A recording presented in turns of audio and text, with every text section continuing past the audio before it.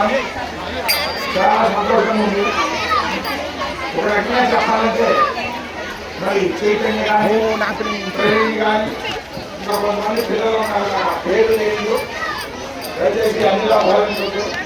ఎందుకంటే గొప్పతనం అంతా కూడా వాళ్ళు ప్రారంభించి ఎవరు పని చేస్తే వాళ్ళకే దక్కాలి, ఇది న్యాయం.